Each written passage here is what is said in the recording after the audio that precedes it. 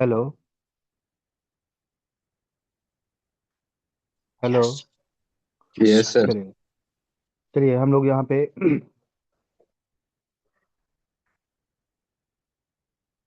Minute. Hello जी।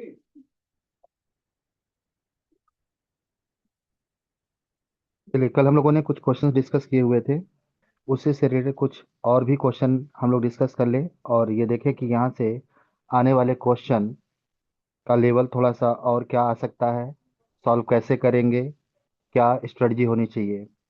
चलिए, यहाँ पे आप देखिए कुछ क्वेश्चन जो हम लोगों ने डिजाइन किया हुआ है उसको लेकर के बात करेंगे। आप खुद पहले एक बार चेक करेंगे कि आपके अकॉर्डिंग आंसर क्या होना चाहिए, और इसके साथ ही साथ हम लोग डिस्कस करके यहाँ पर इसको प्रूव करेंगे कि क्यों और किस वजह से वो आंसर आपका सही माना जाए। अब देखो, अगर आप स्क्रीन पे देख पा रहे हो तो यहाँ पे एक क्वेश्चन आपके सामने आया हुआ है। I am going to take an umbrella with me, it is. अब यहाँ पे डैश करके प्रोनाउंस दिया है और रेन दिया है। आपको वर्ब का एक करेक्ट फॉर्म वहाँ चूज करना है। तो देखो, बेस हम लोगों ने पढ़ लिया हुआ है, इसलिए हम लोग इस क्वेश्चन को सॉल्व इजीली कर पाएंगे। तो आंसर आप ही को देना है, क्योंकि मान के चलो कि एग्जाम के क्वेश्चन पेपर में ये क्वेश्चन आया हुआ है और आप सॉल्व कर रहे हो। रीजन के बारे में हम डिस्कस आपसे करेंगे, जिससे ये क्लियर हो जाए कि आंसर वही क्यों होना चाहिए। तो चलिए हम लोग यहाँ पे बात करें। I am going to take an umbrella with me, it is के बाद आप बताइए। ब्रैकेट में दो वर्ब दिए, एक प्रोनाउंस दिया और एक रेन दिया है। तो ये इसमें से कौन और किस फॉर्म में आएगा? It is rain. It is rain. Rained. Is rain. Raining. Raining raining होगा। देखो, इसके इसके लिए हम लोगों ने बात की भी थी कि जब भी सेंटेंस का, देखो यहाँ पे क्वेश्चन नंबर फर्स्ट के बारे में बात करती है, बात हमेशा ध्यान रखना है कि जब भी सेंटेंस में is, am, are, was, were की बात आएगी तो सेंटेंस में ING form of the verb का यूज किया जाता है। अगर सेंटेंस में इट के साथ इज है तो हमेशा मान के चलना है कि वर्ब की आईएनजी फॉर्म ही देना है। और अगर ये कॉन्सेप्ट क्लियर है तो बात कंफर्म है कि यहाँ पर इट इज रेनिंग होगा, क्योंकि आगे आप देखो सेंटेंस में अम्ब्रेला की बात आ रहा है। I am going to take an umbrella with me. इसका मतलब यहाँ प्रोनाउंस का साउंड सेंस आएगा ही नहीं सेंटेंस में।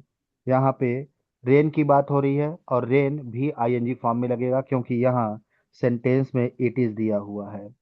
चलो, बिल्कुल सही। तो यहाँ पर हम रेनिंग की बात करेंगे। देखो यहाँ पे रेनिंग।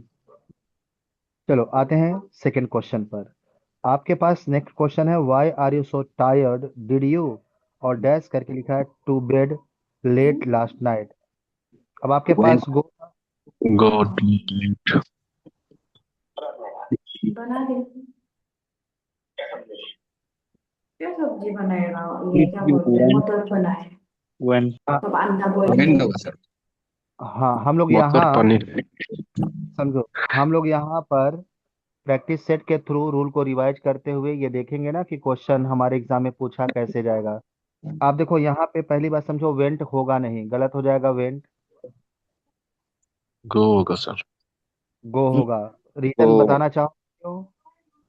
देखो, एक प्रेजेंट रूल। टेंस। पहली बात तो ये जानना है, क्वेश्चन नंबर सेकंड को सॉल्व करने के लिए आप इस रूल को समझो कि कभी भी सेंटेंस में हेल्पिंग वर्ब डू आया हुआ है, डज आया हुआ है, या फिर डिड आया हुआ है, तो इसके साथ always first form of the verb को ही यूज करो। Do, does, did. तो हमें यहाँ जो मेन वर्ब यहाँ पुट करना है ना, वो डिड के अकॉर्डिंग करना है। तो डिड आया हुआ है, सो डिड के साथ हमेशा यहाँ पर first form of the verb का ही यूज होगा। तो वहां हो जाएगा, did you go to the bed, to bed late last night. तो यहाँ पे आपका गो बिल्कुल सही आंसर होगा। चलो हम लोग यहाँ पे बात करेंगे नेक्स्ट क्वेश्चन के बारे में। देखो, यहाँ पे हम लोग सिर्फ एक्सरसाइज ही सॉल्व नहीं कर रहे हैं, इसके साथ साथ रूल भी रिवाइज कर रहे हैं। और इसमें से कई ऐसे नए रूल आपको मिलेंगे जो अभी हमें यहाँ पे सीखने की जरूरत है। इसलिए कुछ और रूल्स जिसके बेसिस पे क्वेश्चन आपके एग्जाम में पूछे जा सकते हैं, हमें अलग से नोट कर लेना है यहाँ पर।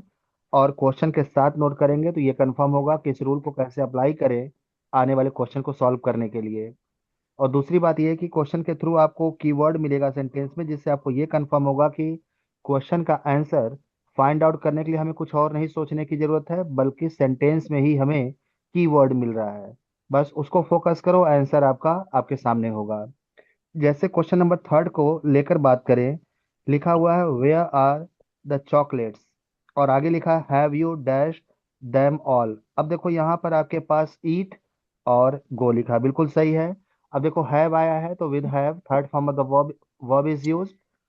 और दूसरी बात, यहाँ पे चॉकलेट की बात आ रही है तो हम इसके साथ गो का कॉम्बिनेशन नहीं बना सकते हैं। तो अगर हैव है तो उसके साथ ईट का थर्ड फॉर्म ईटेन कर दो, बिल्कुल सही आंसर।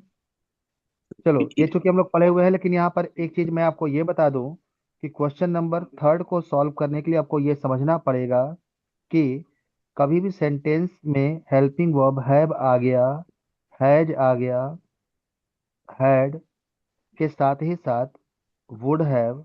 देखो, ये सब काफी इंपॉर्टेंट फैक्ट्स होते हैं जिसके बेसिस पर हम क्वेश्चन को इजीली सॉल्व कर पाते हैं। Would have, could have, should have, must have, might have, might have. जब भी सेंटेंस में आपको इस तरह के वर्ब दिखाई दे, यहाँ पे आप विल हैव शैल हैव को भी लिख लोगे। Will have, shall have. आप जब भी इसको सेंटेंस में देखो तो चूंकि हेल्पिंग वर्ब है तो मेन वर्ब इसके साथ जरूर आएगा। तो जैसे ही ये हेल्पिंग वर्ब हमें दिखाई दे सेंटेंस में, इसके मेन वर्ब को आप चेक कर लो। इसके साथ सेंटेंस में जो भी मेन वर्ब रखना है थर्ड फॉर्म में ही रखना है। अब देखो, ये कॉन्सेप्ट अगर क्लियर है तो इजिली सेंटेंस का सेंस क्लियर कर ही दे रहा है कि सेंटेंस में गो सेंस को सपोर्ट नहीं कर रहा है, सो गो को छोड़ दो। हैव आया है तो इसके साथ ईट को आप इटेन बना करके फिल कर दो, क्वेश्चन करेक्ट हो जाएगा। चलो, यहाँ पे हम आते हैं एक और क्वेश्चन को सॉल्व करने को लेकर के, और आप देख सकते हैं क्वेश्चन लिखा है how is your new job. Are you dash के साथ इट लिखा है। अब यहाँ इंजॉय और गो दो वर्ब ब्रैकेट में दिया हुआ है, बिल्कुल सही आंसर है। इंजॉइंग होगा क्योंकि आप देखो सेंटेंस का हेल्पिंग वर्ब आर दे दिया। तो अभी हम लोगों ने बात यहाँ पे किया, सेंटेंस का helping verb is am are was were है तो इसके साथ हम वर्ब की आईएनजी फॉर्म यूज करेंगे। अब यहाँ पर हम इंजॉइंग इसलिए लिखेंगे क्योंकि यही सेंटेंस के सेंस को सपोर्ट कर रहे हैं। सेंटेंस में गो सेंस के अकॉर्डिंग नहीं है, इसलिए उसको हम यहाँ पे चूज नहीं करेंगे।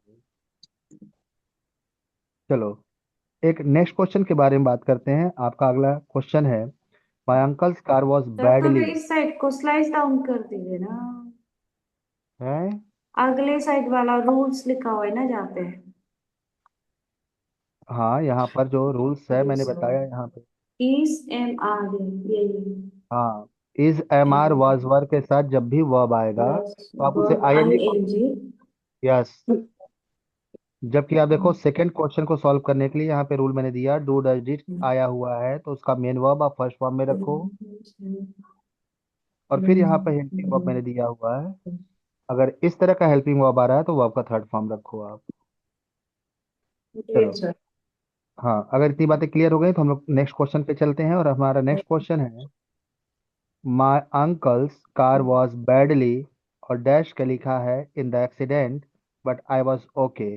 अब डैमेज है, ईट है, इन दोनों में से कौन सा वर्ब सूट करेगा और किस फॉर्म में सूट करेगा? damaged, डैमेज होगा सर। damaged, ईडी फॉर्म आएगा। damaged. Yes yes, definitely ED form आएगा। लेकिन इसका रीजन समझो आप, कि पहली बात तो यहाँ पर डैमेज्ड ही होगा क्योंकि एक्सीडेंट में कार को कोई ईट नहीं करेगा, वो डैमेज्ड ही होगा, और वो बैडली डैमेज्ड हो रहा है। तो एक बात ये समझो आप, क्वेश्चन नंबर अगर हम 5 को सॉल्व करने की बात करें तो पहले ये समझ लो कि बैडली जो है, बैडली ये एडवर्ब है, और एडवर्ब के साथ हमें एडजेक्टिव की जरूरत होती है। बैडली जैसे एडवर्ब, बैडली जो है ये एडवर्ब ऑफ मैनर है, और इसके साथ हमें एक एडजेक्टिव की जरूरत होगी, या आप कह लीजिए डिग्री का काम यहाँ पे कर रहा है। तो मैं आपको बताऊं कि जब भी कोई वर्ब, डैमेज जो है ये वर्ब है, डैमेज, डैमेज वर्ब है, और जब भी एक वर्ब एडवर्ब के साथ रखा जाता है तो उसे हम थर्ड फॉर्म में रखते हैं, या जरूरत पड़ने पर आईएनजी फॉर्म में रखते हैं। तो यहाँ पर सेंस के अकॉर्डिंग डैमेज्ड होना चाहिए, और ये बिल्कुल सही है क्योंकि इट का यहाँ कोई सेंस नहीं आ रहा है। तो यहाँ पे डैमेज का डैमेज कर रहे हैं, इसका रीजन है ये बैडली। ये एडवर्ब है, इसके साथ वर्ब थर्ड फॉर्म में रखेंगे। चलो ठीक है। अब हम बात करेंगे यहाँ पे क्वेश्चन नंबर 6 की, और यहाँ पे देखो अब लिखा है Mrs Kapoor has got a car but she does not dash करके लिखा है इट वेरी ऑफन, और यहाँ लिखा अंडरस्टैंड और यूज। तो सेंटेंस के सेंस के अकॉर्डिंग हमें यहाँ पर ये देखना है कि सेंटेंस में अंडरस्टैंड होगा या यूज होगा। यूज होगा ठीक है, सर। यूज होगा, सर बिल्कुल सही। बिल्कुल सही, चूंकि देखो डज नॉट आया तो डज के साथ हमें first form of the verb he use करना है, और use first form of the verb है। और चूंकि सेंटेंस के सेंस को सपोर्ट कर रहा है, सो आपका वहां अंडरस्टैंड आंसर नहीं बनेगा, यूज बिल्कुल सारे सही है। यूज में। यस। चलो एक और क्वेश्चन पे बात करें, और हमारा नेक्स्ट क्वेश्चन है Shalini is not at home, she has dash करके लिखा है फॉर अ फ्यू डेज, और आगे लिखा है गो अवे और लिसन।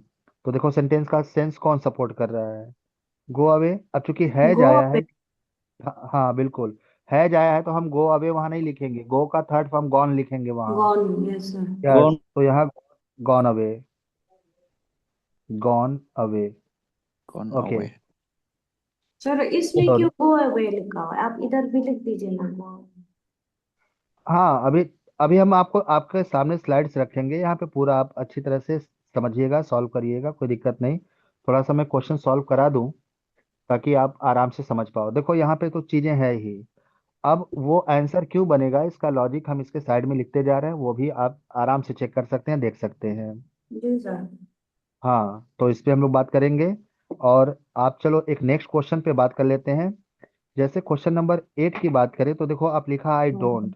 अब एक बात क्लियर है कि हमें वर्ब ही फिल करना है, तो डोंट इसका मीन ये हुआ कि हेल्पिंग वर्ब हमें डू यहाँ मिल रहा है।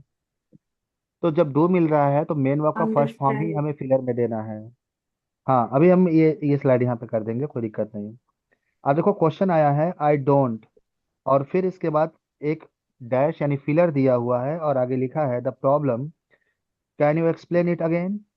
अब आपको यहाँ पे पहले ये देखना है कि सेंटेंस में गो और अंडरस्टैंड दोनों में से कौन एक सूट करेगा और किस फॉर्म में सूट करेगा।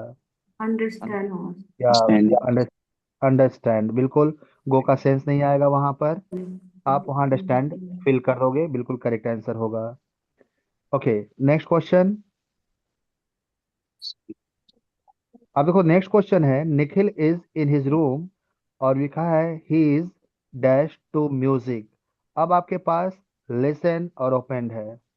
Listening to आएंगे। music. Is Listening. लिसनिंग। जाहिर सी He बात है is म्यूजिक। listening. हाँ, प्रेजेंट। म्यूजिक की बात हो रही तो वो लिसन करेगा, लेकिन आप देखोगे यहाँ पर ही के साथ इज आया है तो आईएनजी फॉर्म में यहाँ फिल करना है, तो लिसनिंग। बिल्कुल आप लिसनिंग एक करेक्ट ऑप्शन होगा। चलो, अब देख सकते हो कि हम लोगों ने जो रूल डिस्कस किया पहले ही क्वेश्चन को सॉल्व करने के लिए, वो यहाँ भी अप्लाई हो रहा है। इसलिए रूल जब एक बार हम क्लियर कर लेते हैं तो उसका बेनिफिट हमें आगे कुछ और भी क्वेश्चन को सॉल्व करने मिलते रहते हैं, इसलिए रूल को हमें इग्नोर नहीं करना होता है, क्योंकि उससे सिर्फ एक ही क्वेश्चन नहीं सॉल्व होंगे, ऐसे मैक्सिमम क्वेश्चन सॉल्व हो जाते हैं। चलो आगे नेक्स्ट क्वेश्चन हम अपने पास, I don't know how to say this word, how is it dash open और pronounce. How is it pronounced? How is it ED. Pronounced. ED. सीधी फॉर्मूला हम्म, लगेगा. I don't know how to say this word, how is it pro. Plus ED होगा. हम्म, चलो pronounced बिल्कुल। यहाँ पर अगर देखा जाए तो जो आप यहाँ पे आंसर आप दे रहे हो, यहाँ पे प्रोनाउंस्ड बिल्कुल सही होगा। चलो, अब देखो सर आपके पास क्वेश्चन नंबर। लास्ट में हाँ, डी डी नहीं लगेगा, लास्ट में प्रोनाउंस डी. हाँ प्रोनाउंस्ड हो जाएगा। डी लगेगा ना सर? Yes yes. हाँ, ठीक ठीक सर. हाँ, चलो क्वेश्चन नंबर 11। कहीं डाउट रहेगा तो आप पूछेगा, मैं बताऊंगा विद लॉजिक, लॉजिक सारी चीजें समझाऊंगा फिर। हाँ, अगर कंफ्यूजन होगा डाउट होगा तो। चलो, ओके सर. आपके पास नेक्स्ट क्वेश्चन आ गया, हाउ डू यू। देखो यहाँ पर हेल्पिंग वर्ब को हम फोकस थोड़ा सा करेंगे, और ओपन तो होना ही नहीं है क्योंकि डू आया है फर्स्ट भाई। फॉर्म में आएगा sir. Use. Yes, yes. Open he how do रहेगा। यू, ओपन ही रहेगा, यही And- वाला रहेगा। रीजन है कि डू आया है तो वर्ब का हम कोई और दूसरा फॉर्म चूज कर ही नहीं सकते हैं। Hmm, we are bound here to put first form of the verb in the sentence. तो yes sir. वहाँ ओपन बिल्कुल सही है। Okay, next question, I have dash some coffee, would you like some. अब मेक है और meet है, answer क्या होना चाहिए। मेड होगा सर। नेक। Met होना चाहिए, met, neck. MEE। I have made, I have आया हुआ है ना, हम्म। तो मेक का मेक। थर्ड फॉर्म मेड लगाओगे आप। Yes I sir, have MA। Made some coffee. Okay, नहीं। चलो बिल्कुल सही। बस नहीं। हेल्पिंग वर्ब को देखो आप, हेल्पिंग वर्ब जब आप फोकस करोगे तो उसका मेन वर्ब कौन से फॉर्म में होगा, इजली क्लियर हो जाएगा। चलो, अब आया है, have you dash mister Jain about the book you wanted. अब टेल होगा या थिंक होगा, ये इसका कौन थॉट सा होना फॉर्म चाहिए हुआ। सर। टोल्ड होना चाहिए, बिल्कुल सही है क्योंकि Told हैव होना आया हुआ, ओ हैव आया ओके हुआ ओके। है, इसके लिए ही टेल का टोल्ड आप करोगे क्योंकि टेल वहां सेंटेंस के सेंस को सपोर्ट कर रहा है। Have you told mister Jain about the book you wanted, thought नहीं बाबू, थॉट गलत हो जाएगा।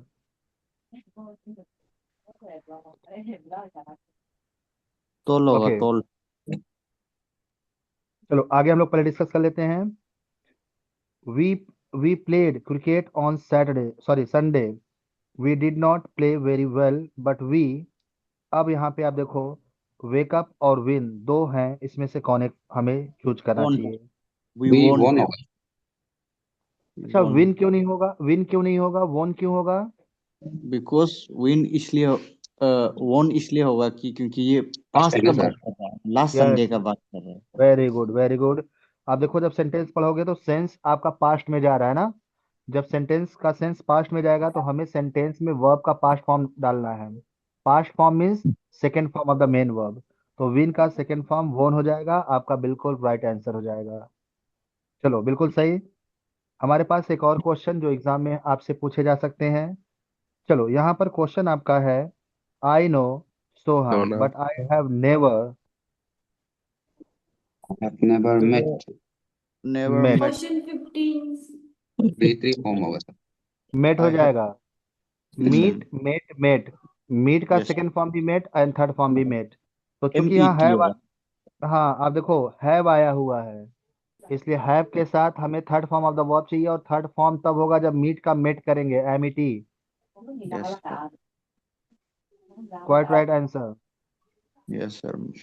हम्म, चलो अगले क्वेश्चन के बारे में बात करेंगे। देखो वहां भी आपके पास एक कीवर्ड है, अगर आप समझ पा रहे हो तो बड़े आसानी से आंसर दे पाओगे। जैसे आप देखो, we were dash by loud music in the middle of the night, think या वेक अप का सही फॉर्म उन फॉर्म Woke में up। वेक होगा। वेकिंग अप होगा sir. Wake wake waking up up. हाँ, waking woke up. Up waking up होगा। Woke We up होगा were sir. We woke up, were waking up by we waking were, up. Hmm, we were woke up होना चाहिए। Woke up by loud music in the middle of the night। Second form of verb, first form of verb लगेगा। हाँ चलो यहाँ पर आपका first form मतलब verb नहीं होगा, आईएनजी है। वर की वजह से, we were Woke up। woke up, है ना। हम्म। आईएनजी नहीं लगेगा सर सर। आईएनजी नहीं, फॉर्म नहीं लगेगा सर। ING फॉर्म यहाँ इसलिए नहीं लगेगा, मैं आपको बताऊं कि आगे मैं आपको बताऊंगा कि जो सेंटेंस इंग्लिश में होता है ना, समझो आप, सेंटेंस, जो सेंटेंस इंग्लिश में होता है वो दो तरह से लिखे जाते हैं। एक आपका एक्टिव वॉइस में लिखा जाता है और एक पैसिव वॉइस में लिखा जाता है। जब सेंटेंस एक्टिव वॉइस में लिखा जाता है तो is, am, are, was, were के साथ ING form of the verb का यूज होता है। और जब पैसिव वॉइस में सेंटेंस लिखा जाएगा तो is, am, are, was, were के साथ आप देखोगे third form of the verb use होता है। तो प्रश्न ये उठता है ना कि सेंटेंस एक्टिव वॉइस में है या पैसिव वॉइस में, कैसे आइडेंटिफाई किया जाए। तो हम आपको आगे बताएंगे इसके बारे में, लेकिन अभी आप थोड़ा सा यहाँ देखेंगे कि सेंटेंस यहाँ पर एक्टिव वॉइस में नहीं है, इसलिए यहाँ पे आप वर्ब का आईएनजी फॉर्म यहाँ ही लगाएंगे। Okay sir. हम्म सर थोड़ा वो जूम वो कर दीजिए ना सर इसको।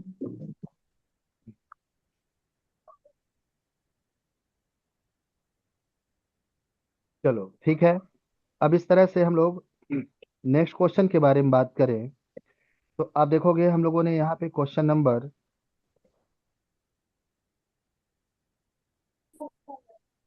16 सॉल्व किया। अभी 17 के बारे में बात करें तो लिखा है Mohan jumped into the river and dash to the other side. अब देखो स्पीक है और स्विम है, इसमें से कौन एक वर्ब और किस फॉर्म में आएगा? जंप इनटू क्या द है? River, Mohan jump swim to, into swim होना चाहिए, swim. the river. Swim, swim के स्विम ही होता है ना। हाँ नहीं, मोहन देखो आप जंप। यहाँ पे Form अब of अब देखो क्वेश्चन नंबर 17 की बात करें तो स्विम जो होता है ये first form of the verb हो गया, इसका सेकेंड फॉर्म स्वयं हो जाएगा, स्वयं, और थर्ड फॉर्म स्वम हो जाता है ओके सर। है ना? स्विम, स्विम होगा, स्वयं, स्वम। तो स्वयं आप होगा। इसमें से स्वयं होगा सेकेंड फॉर्म। रीजन समझो। अब देखो लिखा मोहन जम्प्ड, सेंटेंस में second form of the verb का यूज हुआ पहले। इट मीन्स हम्म जो स्टेटमेंट है वो पास्ट टेंस में है। तो जब स्टेटमेंट यानी बातचीत पास्ट टेंस में चल रही है तो हमें जो वर्ब इस फिलर में फिल करना है वो पास्ट टेंस का फिल करना है, और कोई भी वर्ब पास्ट टेंस में होगा इसका मतलब है कि उसे सेकेंड फॉर्म में लिखना होगा हम लोगों को। और यही रीजन है कि आप यहाँ पर स्विम की जगह स्वयं करेंगे। Clear? Yes yes sir. Sir. Okay. second चलो form. आगे सेंटेंस। हाँ, आगे सेंटेंस देखा जाए तो आगे आपको सेंटेंस मिलेगा did you like the film, है ना? अब did you like the film की बात करें तो आप यहाँ पर ये देखेंगे आगे लिखा है यस आई, और फिर लिखा हुआ है यहाँ इट वॉज वेरी गुड। तो Think आपके was पास आई टेल है थिंक, और थिंक है। आई थिंक, थिंक का तो थिंक ही होता है ना sir. I think it was very good.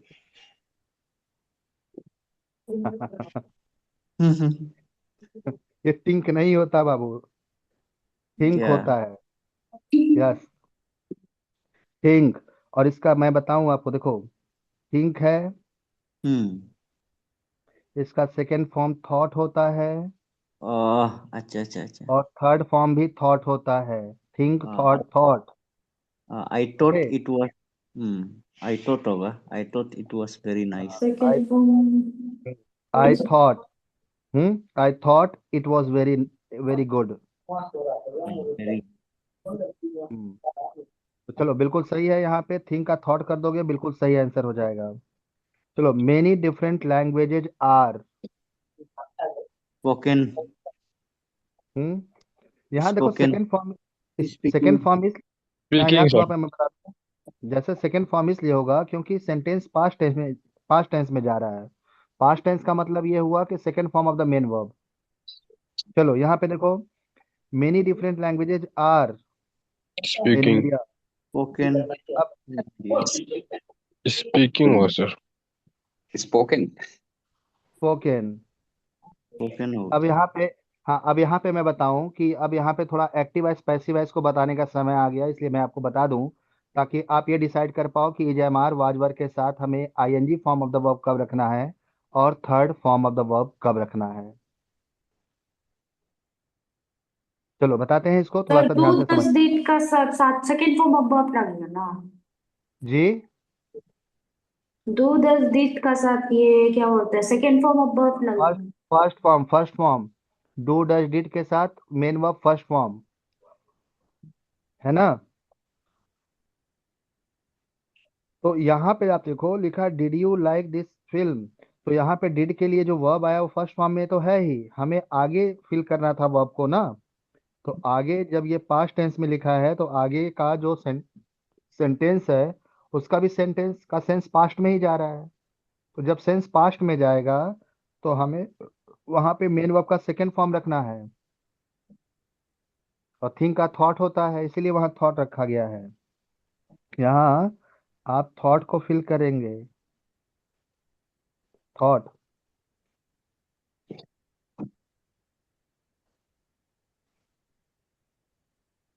बताया तो मैंने आपको ना, कि जैसे did you like the film, did क्या शो करता है,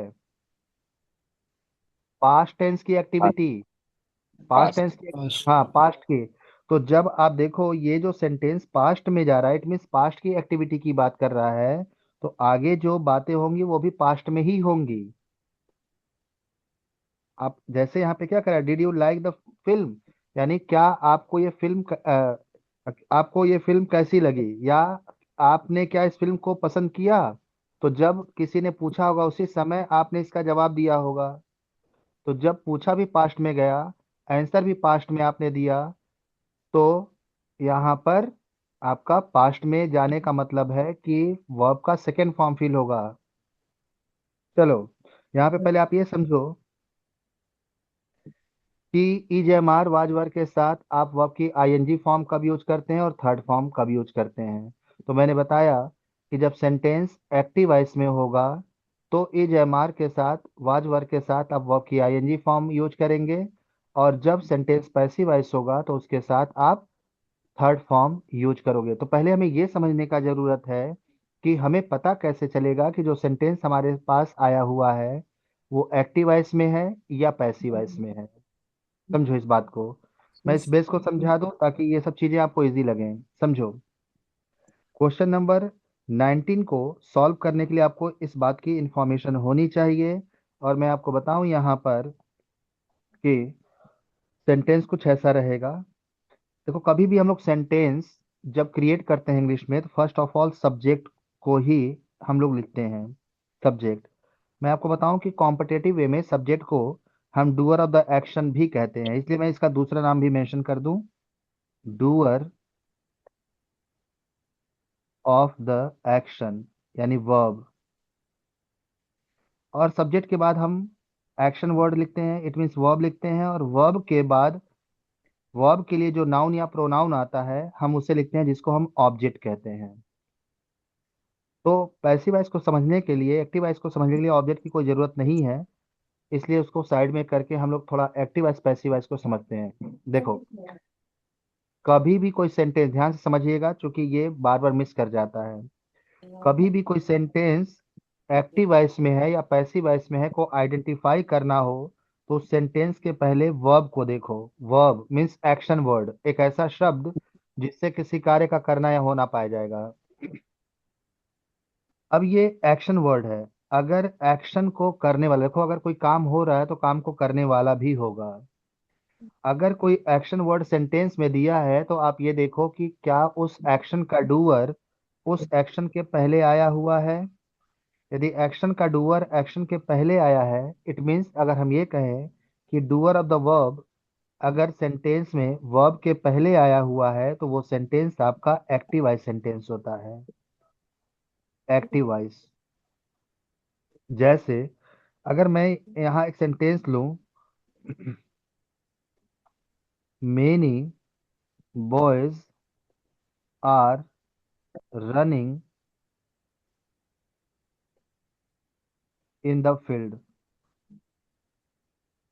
many boys running in the field. आप देखोगे यहाँ पे मैंने आर के साथ वर्ब की आईएनजी फॉर्म यूज किया है, इसलिए किया है क्योंकि यहाँ पर जो रनिंग है, जो एक्शन हो रहा है, उसका डूअर सेंटेंस में इसके पहले ही आ गया, मेनी बॉयज। तो जब एक्शन का डूअर एक्शन के पहले आ जाता है तो सेंटेंस एक्टिव वॉइस हो जाता है।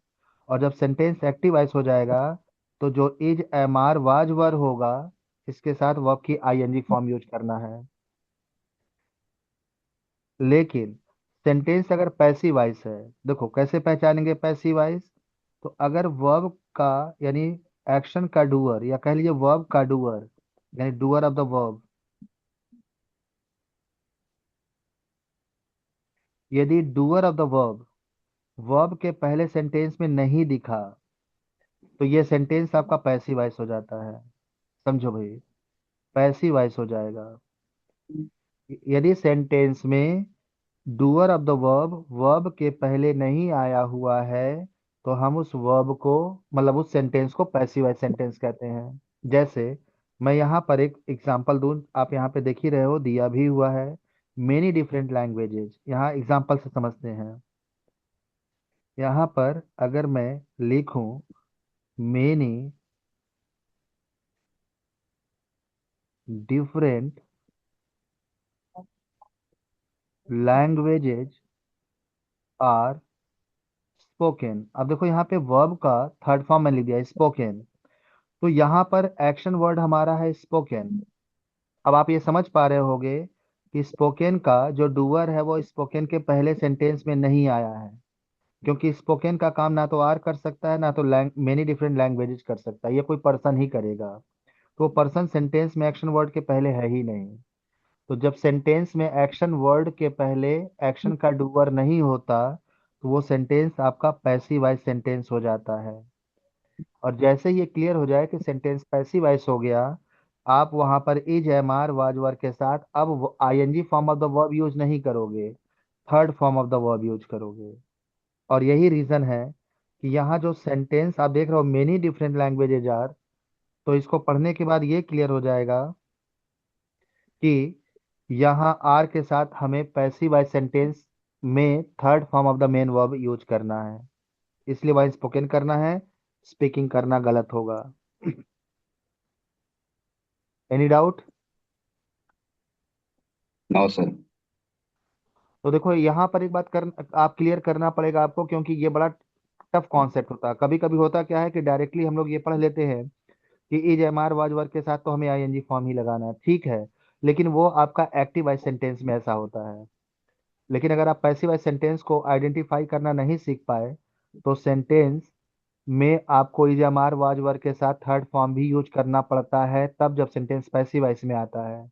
और अगर क्लियर नहीं रहा तो फिर वहां गलती कर बैठोगे आप। इसलिए यहाँ पे जो मैंने active voice passive voice sentence बताया, इसको अच्छी तरह से वर्ड समझ लेना, कोई डाउट तो उस पर क्लियर किया जाएगा, बात की जाएगी। लेकिन यहाँ स्पोकन क्यों होगा वो क्लियर हो गया होगा आपको।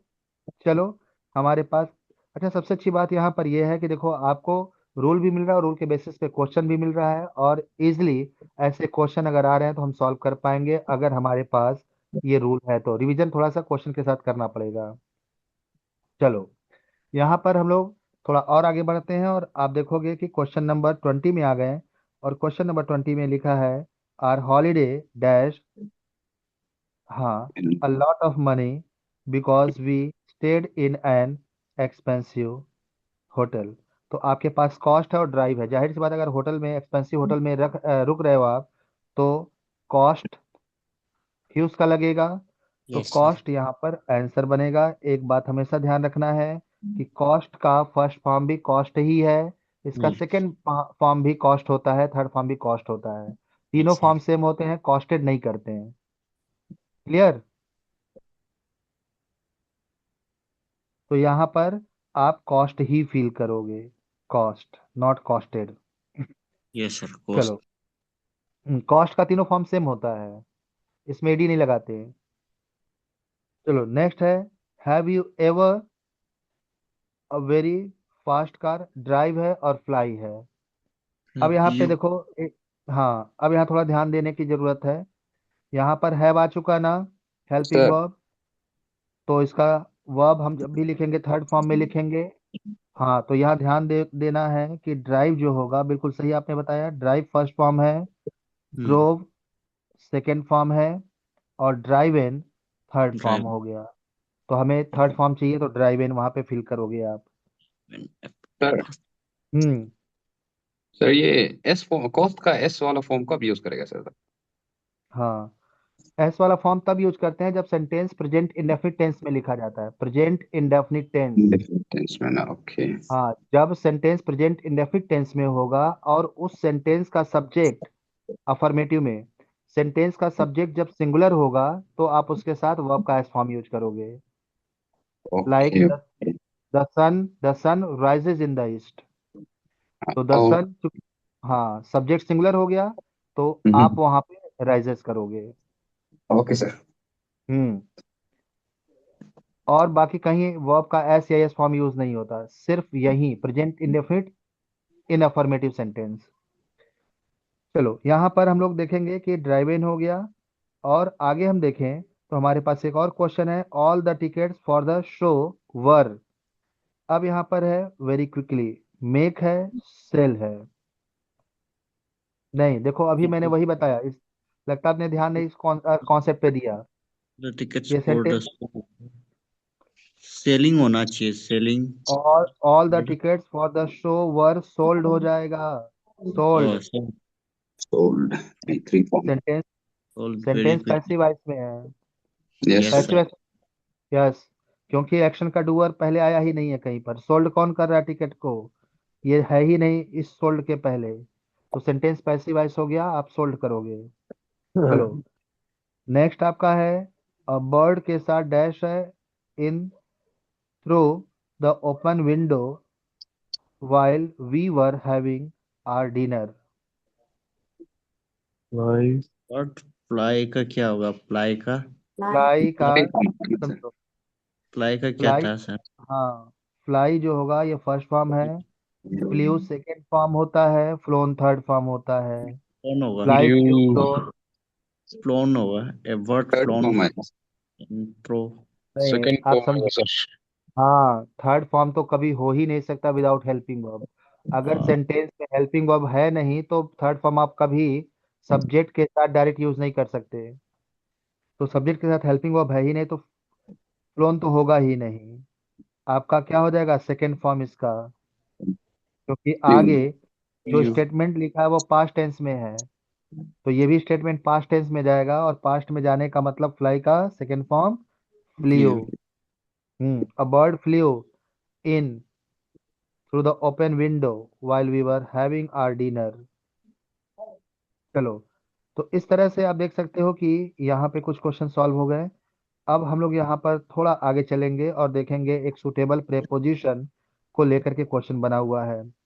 जैसे यहाँ पे देखो लिखा है, इन the blanks with the suitable preposition, I am sorry what I have done. और होगा और बिल्कुल, व्हाट। आई एम बिल्कुल। सॉरी फॉर व्हाट आई और have. What I have done, मैंने जो कुछ भी मैंने किया है उसके लिए मैं मुझे सॉरी। तो यहाँ पर मैं सॉरी कर रहा हूँ, तो फॉर हो जाएगा यहाँ पे, बिल्कुल सही answer. Any doubt? No sir. चलो, अगर डाउट नहीं है तो हम लोग यहाँ पर एक और क्वेश्चन के बारे में बात करेंगे, और आप देखोगे यहाँ पे हम लोगों का जो नेक्स्ट क्वेश्चन होगा,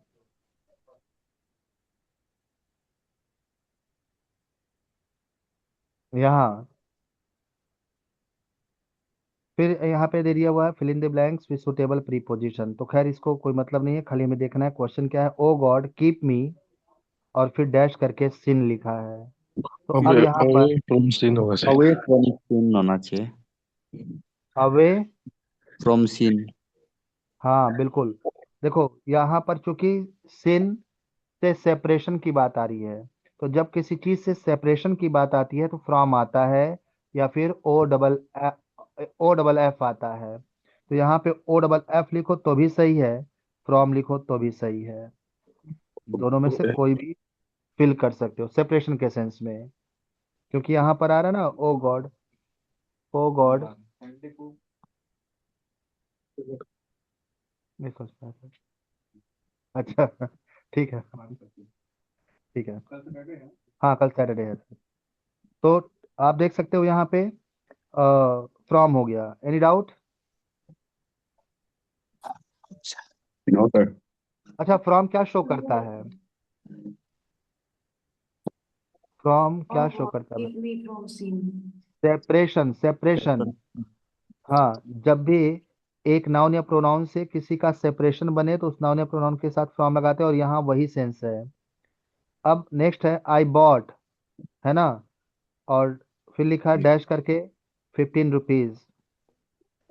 तो यहाँ पर आप क्या फील करना चाहते हैं? हाँ सर। फोर आएगा सर। जी, फोर आएगा, four. For reason. Exact number दिया है ना सर, इसलिए। नहीं, यहाँ एग्जैक्ट नंबर दिया हुआ इसलिए नहीं है क्योंकि वो तो आपका टाइम डिनोटिंग वर्ड वाले में है। यहाँ पे आपका टाइम कोई डिनोट नहीं कर रहा है, आप यहाँ अमाउंट देख रहे हो। चलो मैं थोड़ा सा समझा दूं आपको। क्वेश्चन नंबर 26 को सॉल्व करने के लिए वहाँ फॉर क्यों आएगा। फॉर ही बिल्कुल सही आंसर है, बट यहाँ समझो रीजन को। देखो, जब भी हम कोई चीज बाई करते हैं, परचेज करते हैं, या फिर हम सेल करते हैं, है ना, तो किसी भी खरीदे या बेचे जाने वाली चीज का अपना एक प्राइस होता है। प्राइस, अगर ये प्राइस एक्चुअल है, एक्चुअल का मतलब होता है एग्जैक्ट अमाउंट अगर दिया हुआ है, एक्चुअल प्राइस, तो हमेशा उसके साथ फॉर का यूज करते हैं। जैसे आई बॉट दिस मार्कर या पेन फॉर 50 रुपीज। तो यहाँ पर आपने जो कुछ भी परचेज किया हुआ है, जो कुछ भी आपने खरीदा, उसका एक एक्चुअल प्राइस दिया हुआ है सेंटेंस में। तो किसी भी चीज को खरीदने या बेचने का जब भी सेंटेंस में एक्चुअल प्राइस दिया जाता है या लिखा जाता है, तो हमेशा प्रेपोजिशन फॉर के साथ लिखा जाता है। लेकिन अगर वो प्राइस एक्चुअल नहीं है, इट मीन्स एग्जैक्ट अमाउंट को शो नहीं कर रहा है। जैसे आप देखेंगे, यहाँ पर आपका वेरी लो प्राइस दे दिया हुआ है, वेरी लो प्राइस दे दिया, या हाई प्राइस दे दिया। तो ये बात तो क्लियर है कि एक प्राइस तो लिया या दिया गया है, बट वो एक्चुअल एग्जैक्ट अमाउंट शो नहीं कर रहा है। तो जब एग्जैक्ट अमाउंट शो नहीं करता है, तो किसी भी चीज को खरीदे या बेचे जाने का ये जो नॉट एक्चुअल प्राइस है, नॉट एग्जैक्ट प्राइस को शो करने वाले वर्ड है, प्रेपोजिशन एट के साथ आते हैं। तो आप कह सकते हैं I bought this pen for 50 rupees, क्योंकि 50 रुपीज एग्जैक्ट अमाउंट शो कर रहा है। या फिर आप ये कह सकते हैं कि आई bought this pen at very high price या एट वेरी लो प्राइस। तो जब लो प्राइस या हाई प्राइस करोगे तो एट, और एक्चुअल प्राइस एग्जैक्ट अमाउंट डालोगे तो फॉर के साथ। ये इसका कॉन्सेप्ट है। और यही रीजन है कि यहाँ पर जो आप क्वेश्चन देख रहे हो, वहाँ पे फॉर बिल्कुल सुटेबल आंसर होगा। I bought for 15 rupees. Clear. Yes, sir. चलो जल्दी से हम लोग दो चार प्रश्न और सॉल्व कर लेते हैं। अब देखोगे नेक्स्ट क्वेश्चन हमारे पास है, ही ब्रोक द, हाँ, जग इनटू 100 पीसेस। बिल्कुल सही Ten है। हाँ, pieces. जब भी कोई चीज तोड़ी जाती है और वो टूट करके एक से अधिक टुकड़ों में बिखर जाए, तो हम वहाँ इनटू का यूज करते हैं। बिल्कुल सही है, इनटू। चलो नेक्स्ट क्वेश्चन हमारे पास, इट हैज बीन रेनिंग और यस्टरडे लिखा है। बिल्कुल सही। जब since सेंटेंस, yesterday. यस, जब Hmm. Has been, have been, had been आता है ING form of the verb के साथ, तो गिवन टाइम के साथ सिंस या फॉर लगता है, तो यस्टरडे के साथ सिंस होगा। सिंस प्रेपोजिशन, बिल्कुल सही। Now next question, I have been working hard और arithmetic, yes, Working hard on arithmetic, बिल्कुल सही on है। ऑन होगा। for on. I have hmm, been working hard on arithmetic. Tick tick. Clear है। Yes, sir. थोड़ा सा यहाँ mistake हो गया। मिस्टेक जो है, I have been working hard at, at हो जाएगा भाई, सब्जेक्ट का नाम है के साथ एट लगेगा। यहाँ पे नेम ऑफ डे नहीं है, सब्जेक्ट के Okay, नाम sir. के साथ एट लगेगा। हाँ, चलो नेक्स्ट है, we suffered your A neglect. lot. We suffer a lot. तो सफर्ड के साथ फिक्स प्रेपोजिशन होता है from. We From your suffer. neglect. Sure.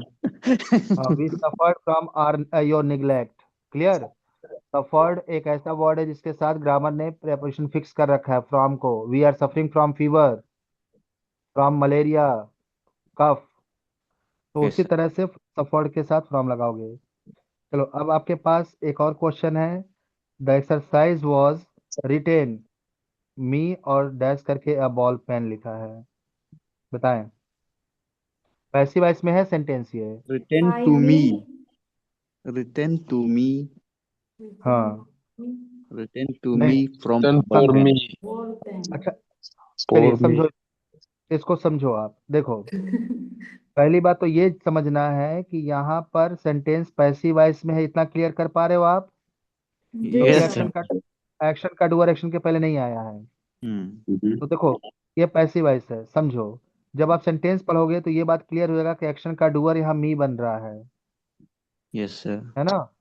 तो जब no. भी एक्शन का डूअर एक्शन के बाद आ जाए तो उसे प्रेपोजिशन बाय के साथ रखा जाता है। Hmm. एक्शन का डूअर एक्शन के बाद लिखा गया हो तो बाय के साथ। और दूसरी बात ये कि इस With the ball pen. Action का डूअर जिस एक्शन को कर रहा है उसके लिए उसने एक बाल पेन को मीडियम बनाया है, माध्यम बनाया है। तो जब भी With किसी the इंस्ट्रूमेंट को हेल्प में लाते हैं किसी एक्शन को करने के लिए तो उस इंस्ट्रूमेंट के नाम के साथ प्रेपोजिशन विद लगाते हैं। विद। Okay, sir. यस। अगर किसी एक्शन को करने के लिए आपने किसका हेल्प लिया हुआ है? एक इंस्ट्रूमेंट का। जैसे Mahatma Gandhi was shot dead by Nathuram Godse with a gun. तो यहाँ पे पर्सन के साथ बाय लगाओगे, और अगर जो इंस्ट्रूमेंट का हेल्प लिया गया उस काम को करने के लिए वो भी है सेंटेंस में तो उसके साथ विद लगाओगे। वही सिचुएशन यहाँ बन रहा है। चलो एक दो क्वेश्चन और देखा जाए। Yes, sir.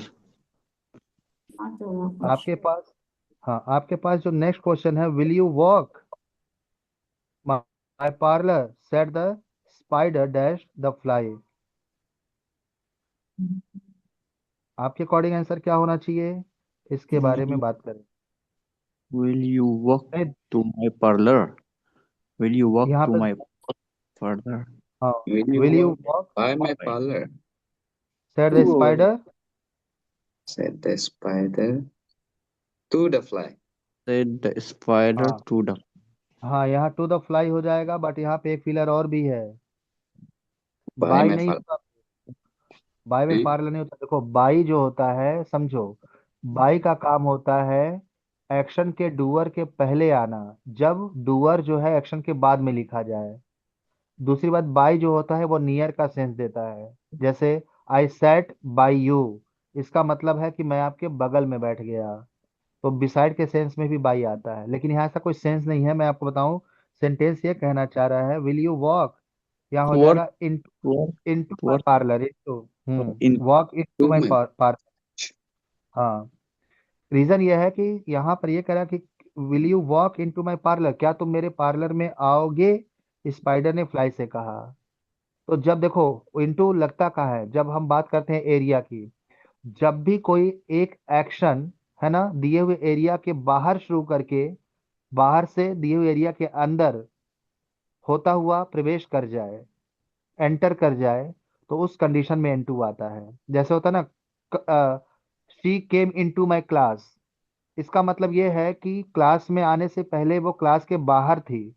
तो जब एक एरिया से हम कोई एक्शन शुरू करते हुए दूसरे एरिया के अंदर आ जाते हैं तो बाहर से अंदर की ओर आने के सेंस में इनटू आता है।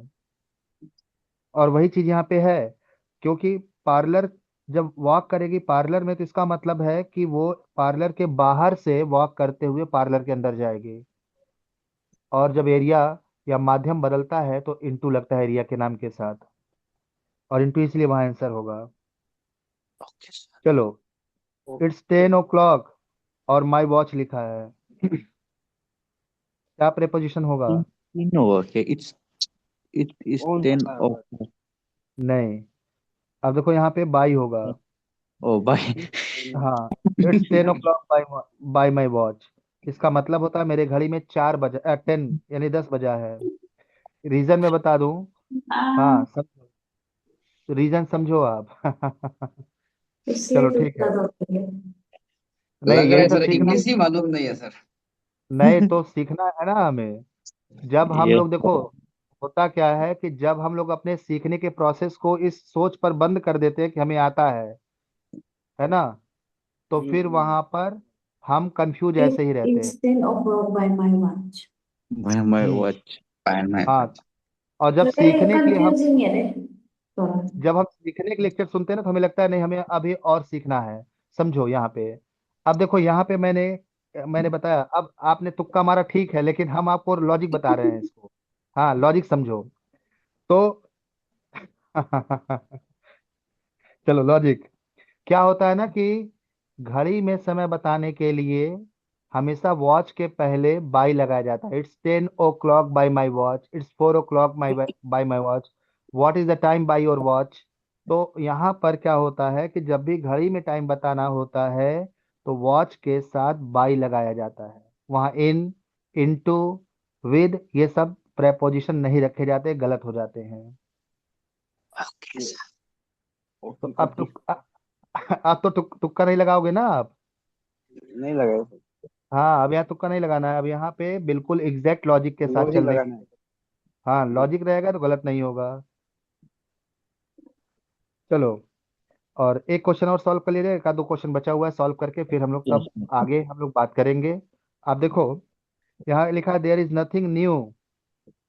देयर इज और नथिंग न्यू इन हाँ, the sun. There is nothing new, hmm, nothing new to the sun तो नहीं होना चाहिए, nothing new in the sun. फिर से बाई आ जाए। There is nothing new in the sun, nothing नहीं न्यू इन द, टू। देखो इन के बारे में बात मैं करूँ तो इन एरिया बताता है ना। हाँ, विद। एरिया बताता। और विद इसलिए नहीं होगा क्योंकि विद जो होता है दो लोगों के साथ एक दूसरे के लिए होने वाले कार्य को बताता है। जैसे मान लिया कि अगर मैं आपके साथ मार्केट गया और आप भी उसी वक्त मेरे साथ जा रहे हो तो वहां पे हो जाएगा I go with you in the market. तो यहाँ ऐसा अबाउट कुछ द सन। टू होगा क्या? हाँ हाँ, समझो, यहाँ देयर इज नथिंग न्यू है ना, यहाँ पर आपका हो जाएगा अंडर द सन। ओ, अय्या। जी सर जी। ठीक है, देखो यहाँ सेंस सेंस सेंस को समझना है।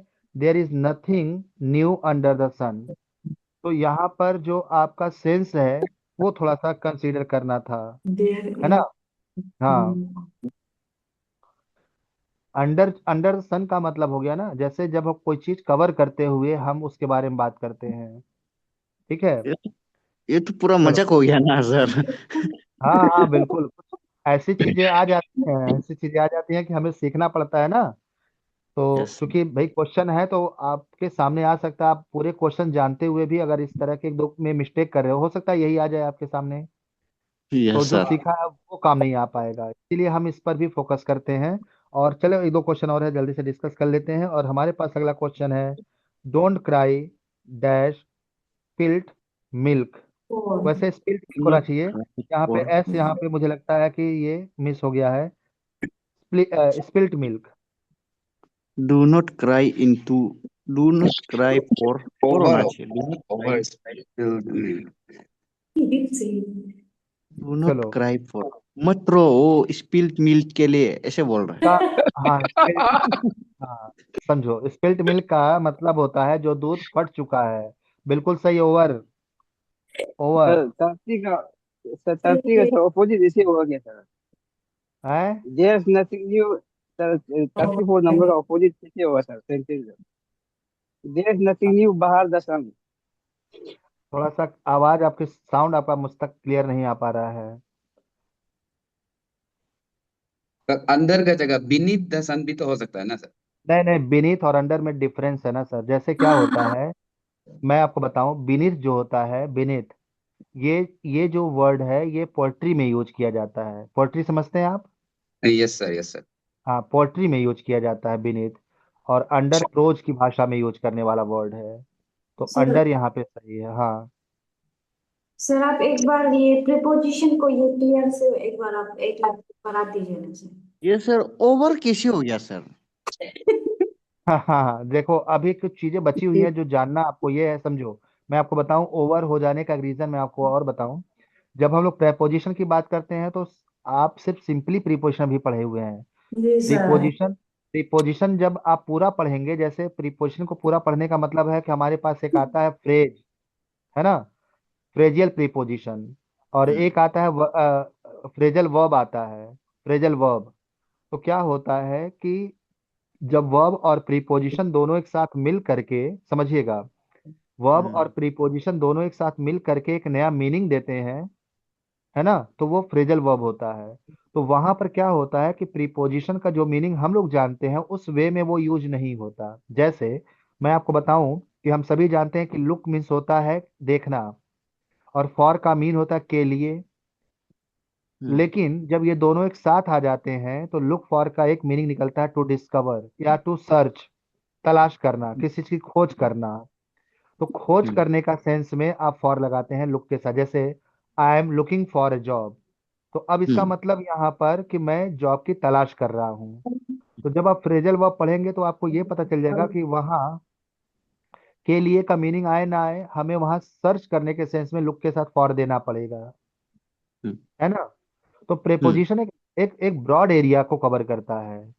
तो हम्म प्रेपोजिशन को जब हम लोग पूरा पढ़ने की बात करेंगे तब हमें फ्रेजल वर्ब पढ़ना पड़ेगा, हमें फ्रेज पढ़ना पड़ेगा, और ये जब सब हम पढ़ेंगे तब जा करके उस पर हमारा एक कमांड बनेगा। हम्म तो हाँ, जहाँ जरूरत पड़ेगी हम बताते रहेंगे, इसलिए उसमें टेंशन लेने की जरूरत नहीं है। अभी यहाँ पे देखने का जरूरत है कि don't cry over spilt milk होता है। क्राई ओवर स्पिल्ट का मतलब होता है ना कि हम्म जो दूध फट चुका उस पर अब पछताने से कोई मतलब नहीं है। सही है, समझ गया हाँ सर, इसको अब अभी जी। समझ गया। हाँ, तो ये दो मैं आ, डिस्कस कर लूँ या छोड़ दूँ, जैसा कहो आप। छोड़ दीजिए सर, चलिए वो ठीक आपके। है। टाइम होगा सर।